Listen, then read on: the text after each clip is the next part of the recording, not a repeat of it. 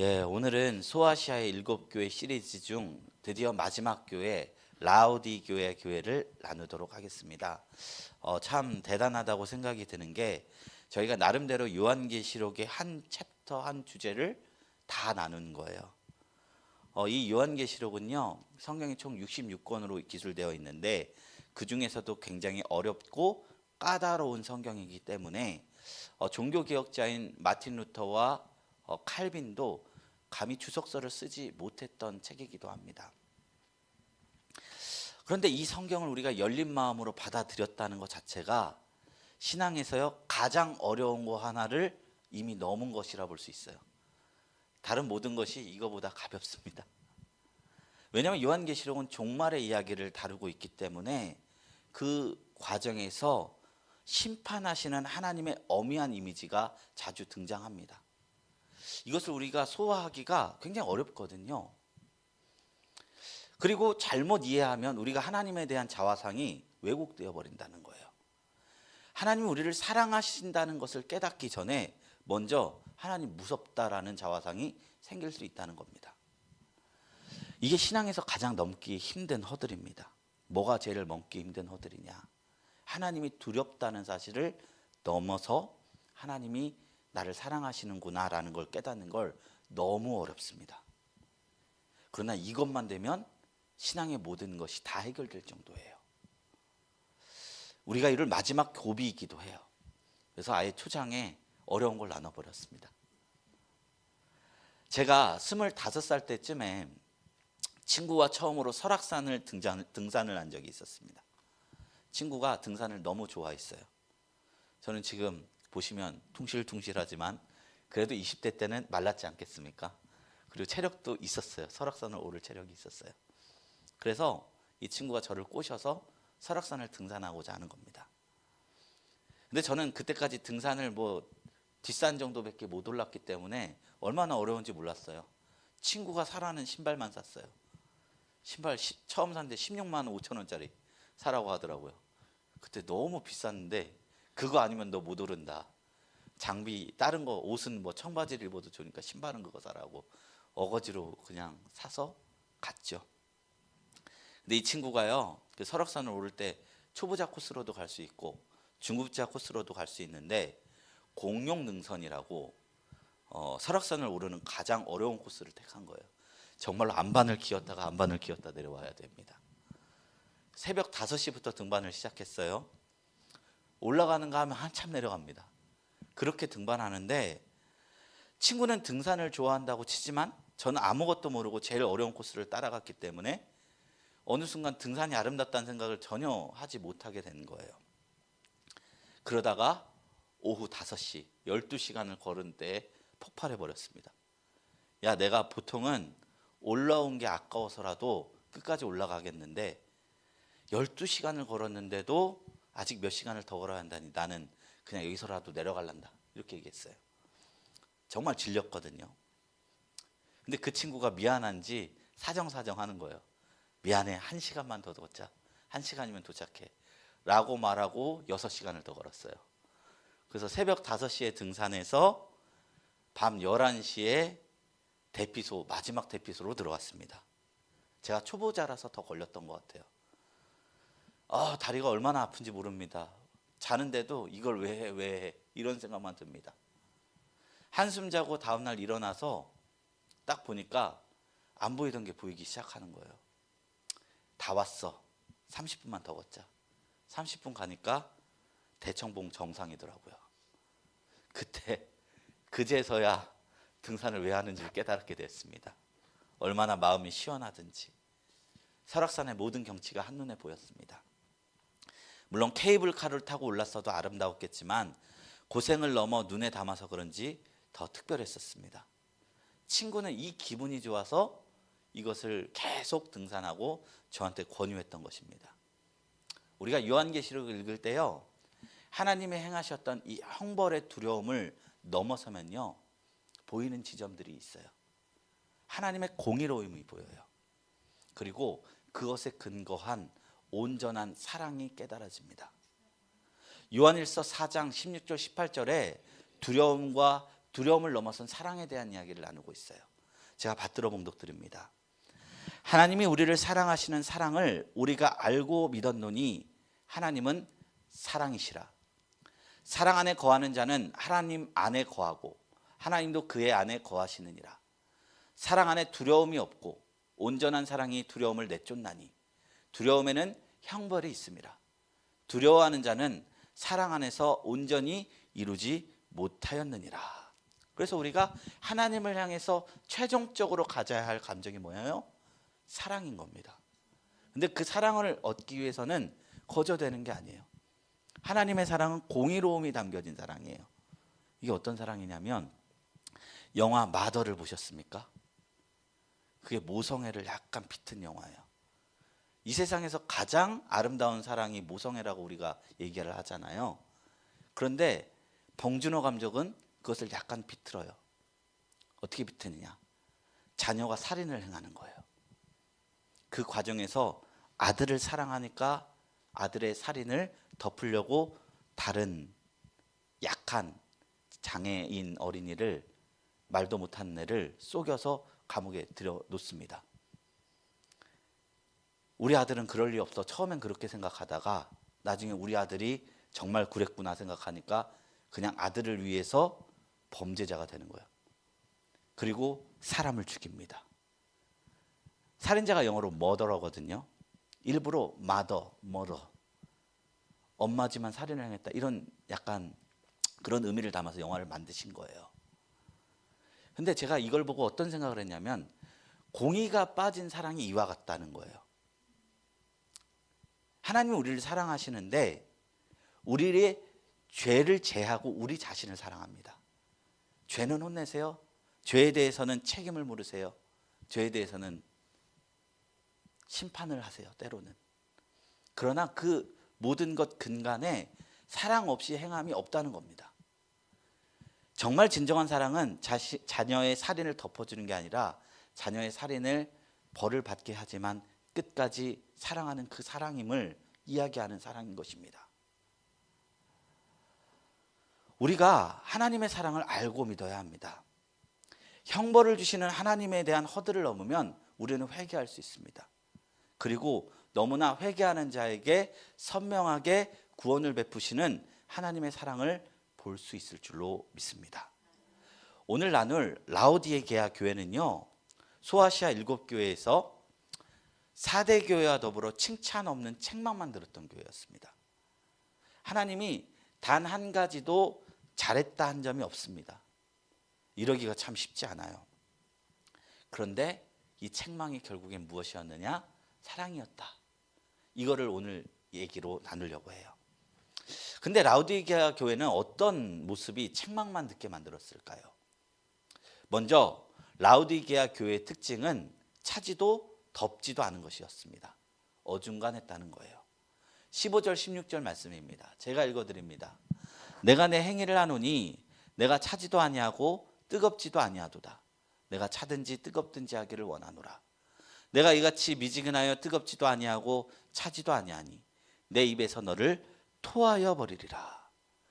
이 라오디게아 지역에서는요, 수원이 히아라볼리에서 나오는 온천수였습니다.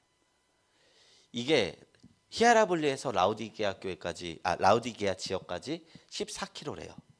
그러니까 물이 시작될 땐 뜨겁게 콸콸콸 나오다가 라오디게아쯤 이르면 다 식어버리는 거예요.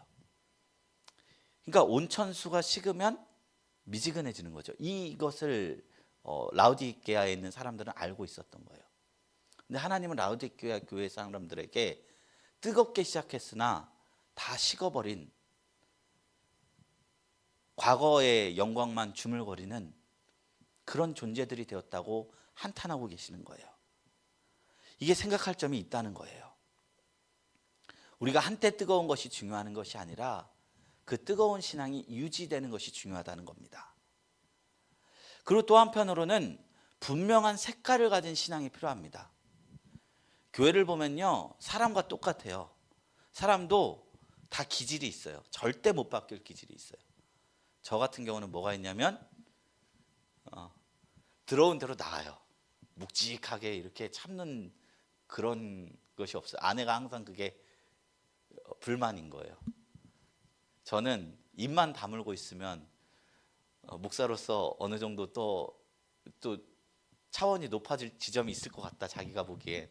근데 말을 너무 좋아하니까 말 좀 다물면 어떻겠냐 이런 말을 해요. 근데 제가 그래서 참아보려고 하는데 잘 안 되더라고요. 이거 기질이라 생각이 듭니다. 사람은 그렇잖아요. 어떤 사람 내성적이고, 어떤 사람은 외향적이고, 어떤 사람은 현실주의고, 어떤 사람은 이상주의고, 뭐 그런 것들이 있다는 것입니다. 어떤 사람은 계획적이고, 어떤 사람은 즉흥적이고. 근데 어떤 게 좋고 나쁨이 아니에요. 어떤 교회도 뜨거운 열정이 넘치는 교회가 있어요. 어떤 교회는 머리를 식히고 뜨거운 것을 자제하고 대신 차갑게 말씀을 상고하여 그 뜻대로 살아가는 것을 중점으로 삼는 교회가 있어요. 어떤 교회는 자유를 중시하고요, 어떤 교회는 전통을 중시합니다. 바른 신앙 고백 위에 서 있다면 이것은 스타일일 뿐 각자의 매력이 있고 성도의 성향에 따라서 따라가면 될 것입니다. 중요한 것은 교회의 철학이고 그것을 이루려는 성도의 노력으로 만들어진 교회 모습이기 때문입니다. 그러므로 우리가 신앙생활에서 찬 모습이냐 뜨거운 모습이냐, 이 모습의 중요함보다 더 중요한 지점이 있는데요, 중심이 있느냐는 겁니다. 차갑다면 차갑게, 뜨겁다면 뜨겁게. 이것이 없는 신앙은 주님이 뱉어버리는 신앙이에요. 부모 따라서, 배우자 따라서 분위기 망치지 않으려고 교회 마당말 밟는 신앙은 어떤 측면에서는 불신앙보다 더 위험할 수 있다는 겁니다. 레밍이라는 쥐가 있어요. 이게 북유럽과 북아메리카에서 발견되는 종류인데요. 동화 보면 피리 부는 사나이라는 동화의 모티브가 된 생물이에요. 이 쥐는요, 일정 이상 포화가 되면요, 집단을 이루면요, 갑자기 우두머리 쥐 한 명을 세우고 그 쥐가 가는 대로 우르르 따라가는 습성이 있습니다. 맨 앞에 가는 쥐가 어디를 가든 그대로 다 따라가요. 그러니까 그 모습을 보면 광경인 거예요. 드넓은 초원 위에 쥐떼들이 그냥 우르르르 맨 앞에 쥐를 따라가는 거예요. 그러다가 맨 앞에 있는 쥐가 절벽에서 떨어지면 그 뒤를 뒤따른 수만 마리 쥐가 그 앞쥐를 따라서 다 절벽에 떨어져서 물에 빠져 죽어버린다는 거예요. 이 쥐는 왜 죽었어요? 차지도 덥지도 않고 그냥 미지근하게 남들이 가는 대로 살았다가 죽었다고 생각합니다. 신앙도 그렇습니다. 찰 수도 있습니다. 덥을 수도 있습니다. 그러나 중요한 건 분명한 정체성을 가지고 알고 믿어야 된다는 것입니다. 우리가 기도를 하는 이유도, 성경을 드리는 이유도, 예배를 드리는 이유도 그 목적이 분명히 하나님으로부터 기원되는 것이 되어야 된다는 것입니다. 우리가 처음에는 예배를 통해서 하나님을 알지만요, 점차로는 성경을 읽어야 되고요, 점차로는 기도를 해야 되고요, 그러면서 하나님과 직접적인 만남을 경험해 봐야 된다는 겁니다. 저는요, 어떤 역할을 하냐면 달을 가리키는 손가락이에요. 그런데 제가 이렇게 하는 이유는 달을 보라는 건데, 어떤 사람은 손가락을 보면 잘못된 거죠. 우리가 신앙생활에서 실망하지 않고 낙심하지 않고 사람 때문에 실족하지 않을 수 있는 비결은 우리 가리키는 손가락 대신에 그 방향에 있는 달, 우리 하나님을 바라보는 것입니다. 그럼 우리가 찰 수 있고요, 어떤 이는 뜨거울 수 있습니다. 영국 런던에 메트로폴리탄이라는 교회가 있습니다. 이 교회는 1866년에 4,366명의 이제 교인이 있었던 교회였는데, 당시에는 세계에서 가장 큰 규모의 교회였습니다. 그리고 이 교회를 치리한 목사가 개신교 역사상 유명하다고 한 번쯤은 들어봤을 찰스 스펄전이라는 사람이었습니다. 그가 어느 날 그 집회에 모여있는 5천여 명이 되는 사람들에게 이렇게 이야기했습니다.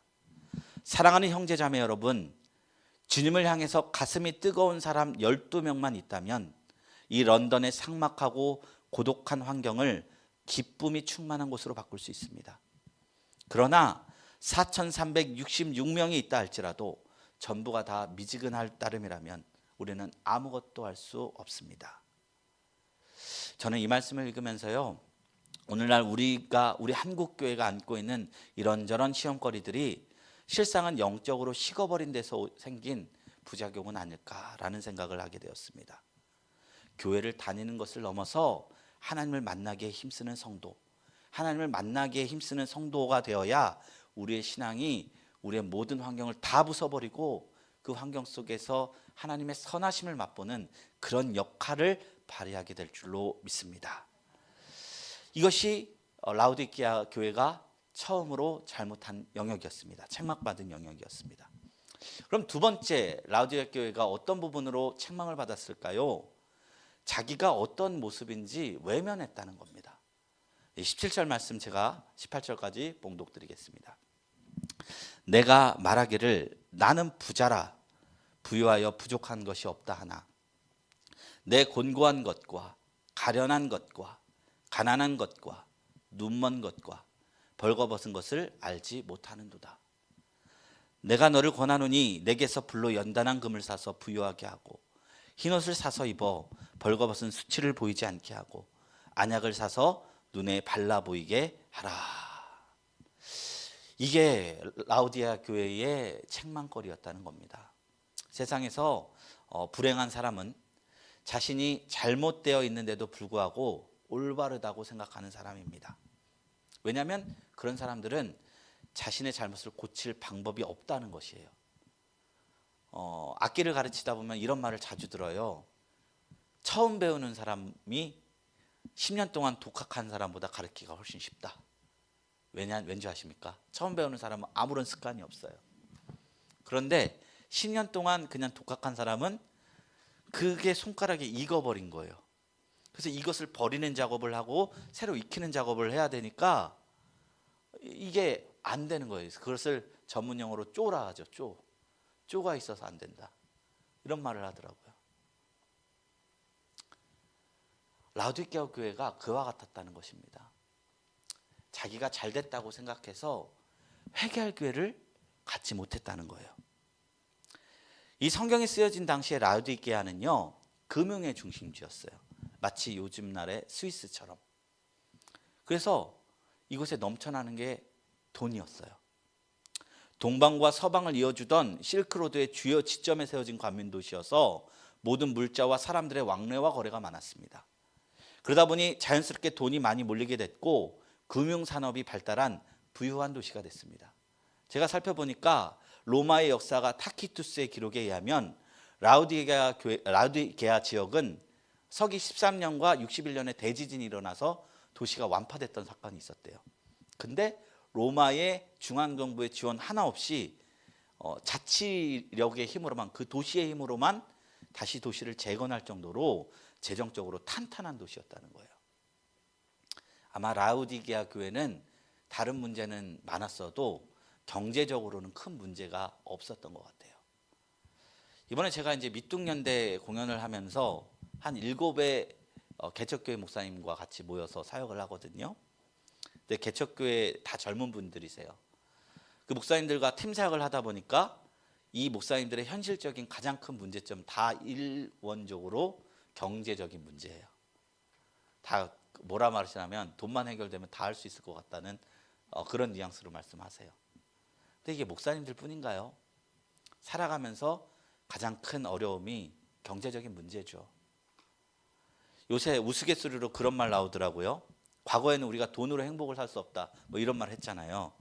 그 말은 압도적인 돈이 없어서 하는 소리다. 압도적인 돈이 있으면 행복도 살 수 있다 라는 말도 나오더라고요. 황금 만능주의를 대표해서 나오는 말이죠. 돈으로 행복하지 않다는 말을 낮추고 조롱하기 위해서 나온 말이죠. 라우디게아 교회는 아마 이런 생각을 가지고 살아갔던 교회였을런지도 모릅니다. 경제적 어려움이 해결됐다는 단 하나의 사실 때문에 하나님 앞에 나올 때 어떤 가난한 심령도 갖지 못하였다는 것입니다. 자기가 어떤 점이 고장이 났는지도 몰랐다는 겁니다. 찬지도 더운지도 몰랐다는 것입니다.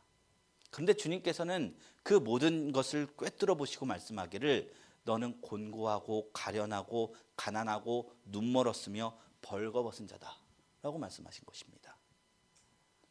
우리의 신앙은 여기서부터 시작됩니다. 내가 하나님 앞에 적신으로 나왔고 적신으로 돌아갈 수밖에 없는 존재라는 것을 깨달아야만 그 앞에서 비로소 신앙이 시작될 수 있습니다. 세상의 부요함과 비교할 수 없는 하나님께서 베푸시는 부요함의 크기를 보게 됩니다. 그 부요함을 사모하며 살아가라는 것이 내게서 금을 사라, 내게서 흰옷을 입으라, 내게서 안약을 바르라 라는 말씀인 것이죠. 우리가 이 부요함을 살아가며 살아가는 성도님들이 되시길 주님의 이름으로 축원합니다. 계속해서 19절 20절 말씀입니다. 우리 이 말씀은 다 같이 읽었으면 좋겠습니다. 시작. 물은 내가 사랑하는 자를 책망하여 징계하노니 그러므로 내가 열심을 내라 회개하라. 볼지어다 내가 눈 밖에 서서 두드리노니 누구든지 내 음성을 듣고 문을 열면 내가 그에게로 들어가 그와 더불어 먹고 그는 나와 더불어 먹으리라. 아멘. 여기서요 책망의 목적이 등장해요. 하나님께서 라오디게아 교회를 왜 책망하셨을까요? 힌트가 19절에 나와요. 뭐 때문일까요? 사랑 때문입니다. 그들의 잘못된 신앙을 고쳐주기 위해서 주님이 말씀하신 거예요. 그 중심에 사랑이 있었던 것입니다. 제가 작년에 신약 성경에서 보면 여기 성경 여러 개 있잖아요. 그래서 한번 고린도전서 강해를 한번 재작년에 금요철야 때 나눈 적이 있습니다. 그때 이제 고린도 교회가 어떤 교회였느냐? 문제투성이 교회였어요. 분열이 있었고요, 다툼이 있었고요, 음란이 있었던 교회예요. 우상 제물에 바쳐진 음식 문제 때문에 교인들끼리 피 터지게 싸우는 교회였고요. 은사가 막 나타나요. 성령의 은사, 어떤 사람은 병 고치는 은사, 어떤 사람은 예언하는 은사 나타나요. 그런데 그 가운데서 내 능력이 더 좋다, 내 능력이 더 좋다 싸워요. 하나님이 선한 것 주셨는데 선한 것 가지고 싸우는 교회였어요. 그리고 그리스도파, 게바파, 아볼로파, 바울파 지도자를 중심으로 무슨 계파가 생각나서 갈등 일으키는 교회였어요. 좀 더 읽다 보면 성도들 간의 소송의 문제도 끊이지 않았고요. 한 사람은 그의 아버지가 돌아가셔서 그 새엄마를 아내로 받아들이는 등 엄청난 윤리적인 문제가 있었던 교회였습니다. 오늘날로 봐도 무시무시한 일이었죠. 우리 초대교회 보면 항상 순수한 교회 같은데 고린도 교회 같은 교회도 있었다는 거예요. 그 교회를 향해서 하나님이 선지자를 보내주셨는데 그게 사도 바울입니다. 그 모든 잘못들을 교정하고 권면하라고 하나님께서 사도 바울에게 사명을 주셨어요. 그 내용이 고린도 전서 후서의 내용이에요. 그런데 그 고린도 전후서를 시작하는 첫 문장이 어떻게 되신지 아십니까? 이렇게 되어 있습니다. 제가 읽어드립니다. 하나님의 뜻을 따라 그리스도 예수의 사도로 부르심을 받은 바울과 형제 소스데네는 고린도에 있는 하나님의 교회 곧 그리스도 예수 안에서 거룩하여지고 성도라 부르심을 받은 자들과 또 각처에서 우리의 주 곧 그들과 우리의 주 되신 예수 그리스도의 이름을 부르는 모든 자들에게 하나님 우리 아버지와 주 예수 그리스도로부터 은혜와 평강이 있기를 원하노라. 맨 마지막 문장이에요. 그 문제투성이 교회를 향해서 은혜와 평강이 있기를 원하노라 라고 선언하고 있어요. 그거 교회 아니야, 그거 신앙 아니야 말하기 전에 너희는 이미 교회다. 그리고 은혜와 평강이 있기를 원한다. 이렇게 축복하고요, 권면을 하기 전에 앞서서 그들을 축복한 겁니다. 그러니까 권면 안에 하나님의 사랑을 먼저 얘기한 거예요. 사도 바울은요. 이 사랑을 발견해야만이 하나님의 책망이 해석이 된다는 거예요. 오늘 라오디게아 교회는 나중으로 바꾼 것뿐이에요. 내가 너를 사랑한다. 그러니까 뜨겁지도 말고 덥지도 마렴. 이렇게 얘기하면 우리가 마음이 덜 불편할 텐데 먼저 책망부터 하시고 칭찬하시니까 우리 마음이 이걸 읽고 이렇게 되는 거지. 사실은 하나님은 그 중심에 무엇을 숨겨두고 있었냐? 사랑이 있다는 것입니다. 이 사랑을 발견해야만이 우리가 하나님의 책망의 해석이 됩니다. 히브리서 12장 8절에서 10절에 또한 성경은 이렇게 이야기합니다. 징계는 다 받는 것이거늘 너에게 없으면 사생자요 친아들이 아니라. 또 우리 육신의 아버지가 우리를 징계하였어도 공경하였거늘 하물며 우리 모든 영의 아버지께 더욱 복종하며 살려 하지 않겠느냐. 그들은 잠시 자기의 뜻대로 우리를 징계하였거니와 오직 하나님은 우리의 유익을 위하여 그의 거룩하심에 참여하게 하시느니라. 우리 아버지가 우리를 징계해도 공경하는 이유가 그 안에서 사랑을 발견하면 공경할 수 있어요. 근데 하나님이 우리의 유익을 위하여 그의 거룩하심에 참여하기 위하여 징계를 주신다라고 말씀한 것입니다. 하나님은 우리를 자녀로 여겨주시고 책망하십니다. 그러므로 주님의 책망에 순종해 보면 아까 집사님께서 기도해 주셨듯이 이해 전에 순종을 하게 해달라고 말씀했듯이 순종을 하게 되면요, 아 주님이 맞으셨군요 라고 고백하는 순간 우리는 반드시 맞게 될 줄로 믿습니다. 그리고요, 하나님은 인격적인 분이세요. 인격적이라는 건 뭐냐면 강제로 우리의 생각을 바꾸지 않는다는 거예요. 우리에게 의지를 주셨어요. 의지를 주신 이가 하나님이에요. 의지를 빼앗긴 인간은 어떻게 되는 줄 아십니까? 영화와 같이 됩니다. 영화 필름과 같이 됩니다. 영화 필름이요 100번 틀면 100번 똑같이 행동해요. 연기가 아무리 생명력이 있어도 그 안에 생명 없어요. 왜냐하면 만들어진 대로 행동하거든요. 근데 하나님이 우리가 죄를 지을 수 있는 이유도 하나님이 우리에게 자유를 허락하셨기 때문입니다. 그렇다고 우리가 자유가 없는 존재로 살고 싶으시진 않죠. 자유를 주셨기에 우리는 하나님을 사랑할 수도 하나님을 미워할 수도 하나님을 원망할 수도 하나님을 거스를 수도 있는 것입니다. 이 책망도요 우리가 받지 않으면 그만입니다. 주님께서 문 밖에서 두들긴대요. 문을 부셔뜨리고 들어오시 않으셔요. 두들기세요. 책망은 그 정도 수준인 거예요. 자녀 키워보시면 아시겠지만 어렸을 때는 혼내는 게 되지만 어느 순간 지나가면 당신은 말씀하십시오. 저는 있겠습니다. 이런 태도 될 때 있죠. 제가 경험자이니까 하는 말입니다. 제가 어머니에게 그럴 때 있죠. 어머니가 저한테 해줄 수 있는 게 책망밖에 없는 거예요. 두드리는 것밖에 없는 거예요. 결국에는 주님의 책망도 우리의 인격을 근본적으로 강제로 바꾸는 역할이 아닙니다. 우리가 받지 않으면 그만인 것입니다. 말씀에 문을 여는 것은 우리의 몫입니다.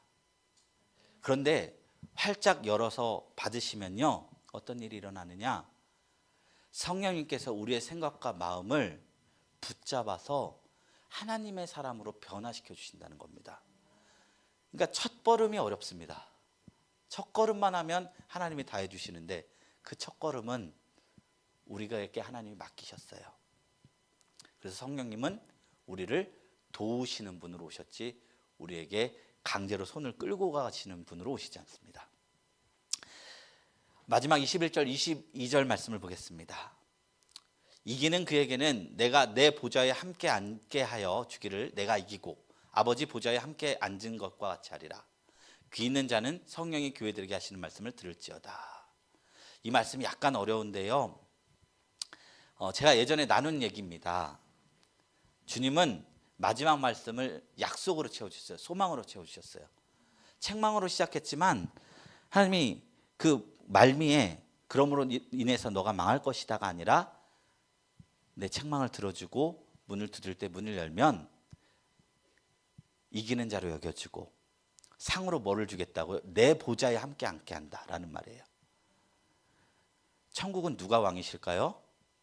하나님과 예수님이 왕이 된 나라예요. 근데 우리가 천국에 가면 어떤 위치인 줄 아십니까?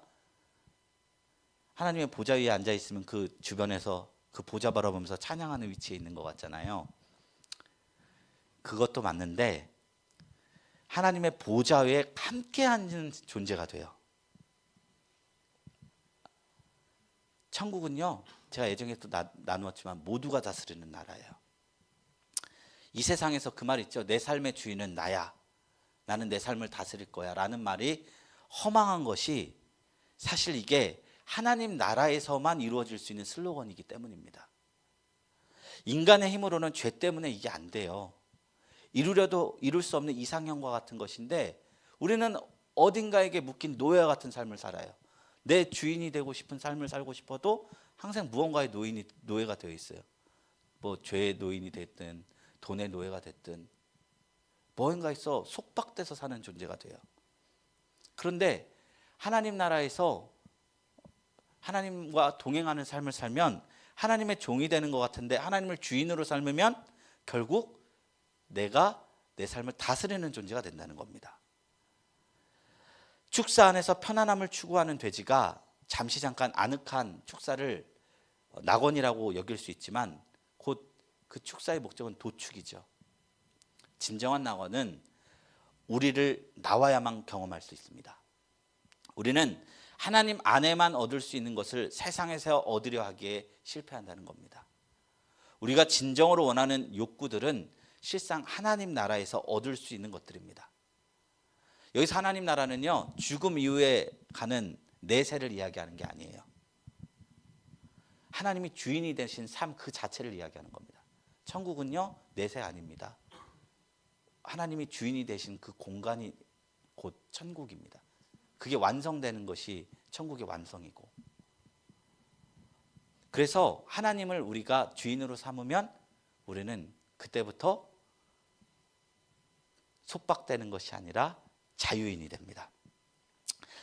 어제 제가 우리나라의 저명한 요리사 중에 한 명인 최현석 셰프의 인터뷰를 들었어요. 그 인터뷰한테 그 말을 하더라고요. 자녀가 요리사가 되길 원하십니까? 근데 최현석 셰프가 이런 얘기를 하더라고요. 나는 자녀가 행복하게 하고 싶은 일을 찾아서 했으면 좋겠다. 그런데 만약에 셰프의 길로 가기로 그 자녀가 결정을 한다면 내가 울지 않고 웃으며 길을 가를 수 있도록 내 모든 인프라와 모든 것을 다 해줄 생각이다. 이 얘기를 하더라고요. 이게 그 모습에서 우산 같은 아버지의 모습이 있더라고요. 하나님이 우리를 다스린다는 게 이런 개념입니다. 우리가 울지 않고 웃을 수 있도록 걸을 수 있도록 우산이 되어주신다는 거예요. 주님이 우산이 되어주실 때 우리는 날개를 펼칠 수 있고 그 날개 펼친 거 안에서 자유할 수 있는 것이 이 성경에서 말하는 천국의 삶입니다. 우리는 주님의 보좌를 바라보는 존재가 아니라 주님의 보좌에 앉아서 성도와 함께 길이 다스리는 다스림의 권세를 누리게 되는 것입니다. 오히려 주님은요, 우리를 시종 들어주세요. 주인이 올 때까지 기다리는 중에게 내가 수종을 들리라. 그의 수종을 들리라. 누가복음에서 그 얘기하셨거든요.